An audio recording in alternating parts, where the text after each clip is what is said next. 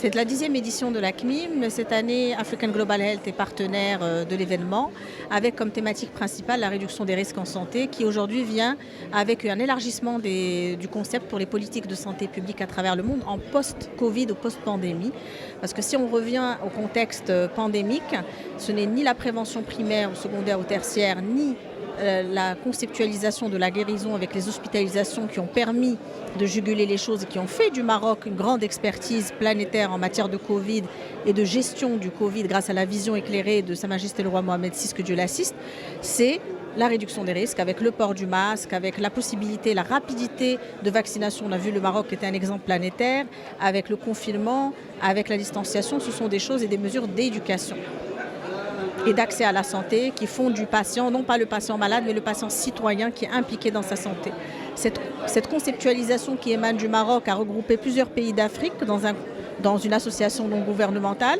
Nous sommes partenaires du ministère de la Santé et de la Protection sociale dans cette vision globale de créer des ponts entre les experts africains, leur gouvernement ou ministère de tutelle, afin de pouvoir avancer ensemble vers une santé pour tous, par tous. En matière de santé au travail, il y a toujours des choses à faire. Même les pays qui se disent du Nord, entre guillemets, des pays très avancés, ou en tout cas qui ont eu cette réputation pendant longtemps, ont vu toutes leurs difficultés et leurs limites.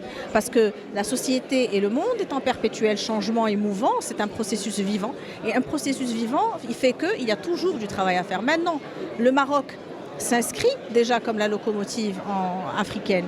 C'est-à-dire ce n'est plus, que ce soit d'un point de vue industriel, que ce soit d'un point de vue économique, d'un point de vue santé, il y a une volonté, une rapidité d'action qui est réelle, qui aujourd'hui fait du Maroc un exemple, non pas seulement en Afrique, mais dans le monde.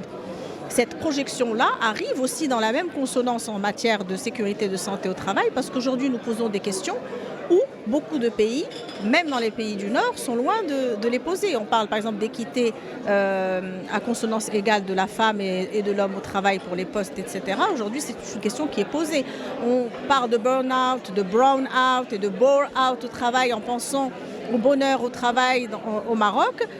La réalité est que nous sommes non seulement dans un travail de fond en fonction des catégories socio-professionnelles, mais aussi dans un travail avant-gardiste par rapport à des objectifs qui aujourd'hui émaneraient, en moins les concepts émaneraient de pays du nord de l'Europe comme la Suède, etc. ou de la Nouvelle-Zélande.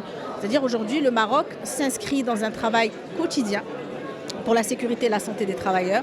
Il y a l'assurance maladie obligatoire et la généralisation de la santé pour tous qui se fait avec une refonte absolument extraordinaire sous la volonté de Sa Majesté le roi Mohamed VI et avec cette histoire réelle de cet étendard pour la santé qui est là, qui est présent, qui aujourd'hui fait du Maroc la locomotive pour l'Afrique.